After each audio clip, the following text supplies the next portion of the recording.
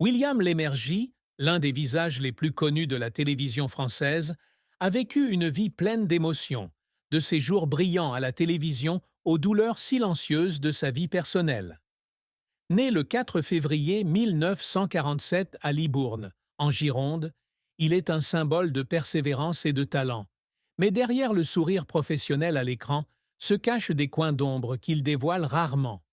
Récemment, dans un rare moment d'honnêteté, William a finalement admis une triste vérité sur son mariage avec Marilyn Robin, la femme qu'il a accompagnée pendant 45 ans avant sa mort en 2020.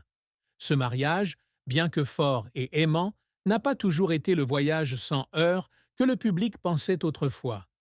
Dans une interview accordée à TV Mag en 2025, alors qu'il avait 78 ans, William s'est étouffé et a partagé J'aime Marilyn de tout mon cœur, mais il y a des moments où je me demande si je suis vraiment le mari qu'elle mérite. J'ai laissé le travail m'emmener trop loin. La rencontre fatidique entre William et Marilyn a eu lieu un soir d'été des années 1970, lors d'une fête organisée par des amis. Il confiait à Paris Match en 2015 que lorsqu'il avait vu Marilyn, une brune aux yeux bleus profonds qui respirait l'intelligence et la réserve, il avait immédiatement pensé que c'était la chance de sa vie. Ils se marient en 1975, débutant un long voyage avec 3 enfants, Jerry, Sacha et Anna. En apparence, c'est une belle histoire d'amour, une relation forte entre un homme ambitieux et une femme silencieusement sacrificielle. Mais la vérité que William a admise n'était pas un manque d'amour, mais un profond sentiment de culpabilité lorsqu'il a réalisé qu'il n'avait pas passé autant de temps avec Marilyn qu'il aurait dû. Ces années de dévouement à Télématin sur France 2, où il se réveillait à 4 heures du matin tous les jours pendant plus de 3 décennies, ont fait de lui un mari distant, bien qu'involontairement. Cette triste vérité est devenue encore plus évidente lorsque Marilyn est décédée subitement d'une crise cardiaque le 25 juin 2020. William a gardé cette douleur pour lui pendant 1 an, ne la partageant ni avec le public ni avec la presse, jusqu'à ce que France Dimanche la révèle en 2021. Il a admis que sa mort était non seulement la plus grande perte de sa vie, mais aussi un rappel de ce qui lui avait manqué dans son mariage.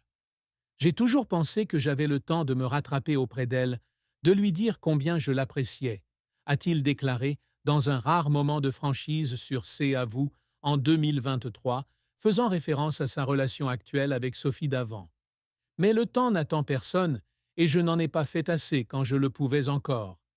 Cette vérité n'est pas seulement une confession de défauts personnels, mais aussi un tourment d'un amour qu'il croit ne pas avoir comblé. Marilyn, sculptrice talentueuse, abandonne sa carrière pour élever sa famille, tandis que William se plonge sous les feux de la rampe de la télévision. Il avait autrefois rêvé de devenir son représentant et de mettre en lumière son travail, mais ce rêve ne s'est jamais réalisé. Durant les dernières années de Marilyn, alors qu'elle commençait à revenir à sa passion pour la sculpture, William était trop occupé avec William à midi sur la C8 pour vraiment l'accompagner. Il admet que cette activité, même si elle avait pour but d'offrir une vie meilleure à sa famille, a créé un vide dont il n'a pris conscience que lorsqu'il était trop tard. Leur mariage, bien que durable dans le temps, portait en lui des fissures silencieuses de sacrifices non partagés et des moments d'amour non exprimés. La plus grande tristesse dans la vie de William Lémergie n'était rien de moins que la mort de Marilyn. Mais ce n'était pas seulement la perte d'une épouse, mais aussi la fin d'une partie importante de sa carrière et de son identité.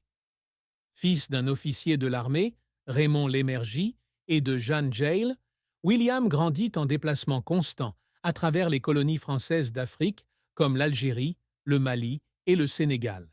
Cette vie nomade l'a formé à être indépendant et persévérant, mais lui a également laissé un sentiment de manque de connexion à un lieu fixe. Lorsque la famille revient en France après l'indépendance de l'Algérie, William commence son parcours dans l'industrie des médias en commençant à l'ORTF, Office de la radio-télévision de France, en 1770 comme rédacteur à la station de radio internationale.